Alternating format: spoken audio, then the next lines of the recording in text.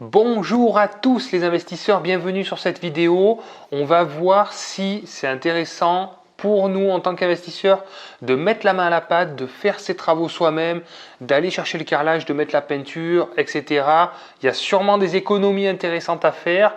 Je vous donne mon avis. À tout de suite.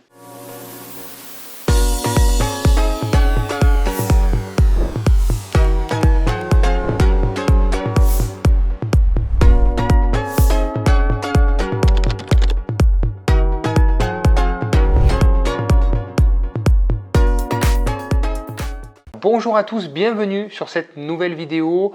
On va parler d'un sujet qui va sûrement intéresser les plus bricoleurs d'entre vous.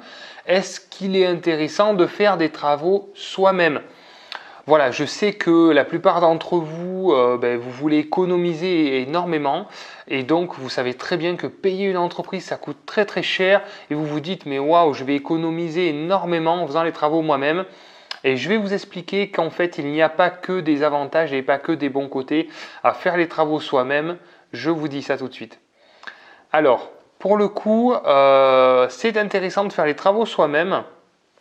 Ce que j'ai pu observer, c'est que vous économisez à peu près en moyenne 50% du coût des travaux parce que moi je vois j'ai des prix assez intéressants au niveau des artisans et donc je sais que je paye des fois les matériaux et je me rends compte qu'ils prennent à peu près l'équivalent en main d'œuvre, donc j'économise à peu près, on peut économiser à peu près 50% du prix. Bon, ça peut être intéressant si vous avez énormément de temps, donc vous ne travaillez pas, vous faites que ça, vous êtes passionné, vous êtes très efficace et que vous avez effectivement beaucoup de temps. Ça peut valoir le coup. Je ne dis pas que ça vaut le coup à tous les coups, mais ça peut valoir le coup d'étudier, sachant que pour le coup, c'est le temps que vous consacrez à faire ces réparations, vous ne pourrez pas avoir de rémunération, d'autre part, par de la création d'entreprise ou par le fait d'être salarié quelque part.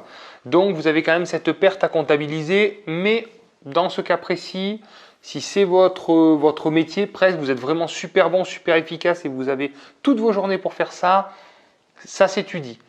Mais encore une fois, ça va dépendre des projets. Si c'est un projet de 6 appartements à rénover, c'est pas la peine. Ça va vous demander 1 an et demi, ça vaut pas le coup. Ensuite, pourquoi ça ne vaut pas le coup de faire les travaux soi-même? C'est parce que effectivement, il y a beaucoup d'éléments qui vont faire que vous allez perdre énormément de temps. Alors oui, vous allez économiser un petit peu sur le papier, mais les travaux vont prendre énormément de temps parce que si vous faites ça le soir et les week-ends, autant vous dire que vous n'êtes pas prêt de louer. Donc un appartement qui aurait mis 2 mois à être rénové va mettre peut-être 6-8 mois à être rénové entièrement. Donc vous allez déjà perdre toute cette durée de location. Donc vous allez perdre presque 6 mois de location. Donc calculez-le dans la balance, c'est déjà une perte assez importante.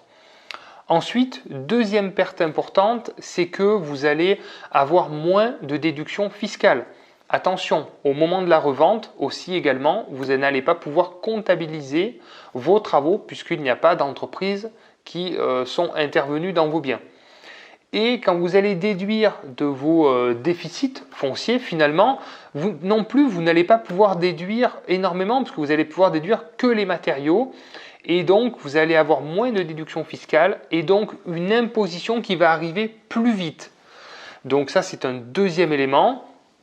Et le petit bonus du troisième élément, c'est que vous risquez d'en avoir marre aussi parce que au bout d'un moment, c'est pas forcément marrant de passer tous ses week-ends, tout son temps dans son investissement et peut-être d'avoir des complications, des disputes avec votre femme parce que vous passez tout votre temps en train de rénover, etc., etc.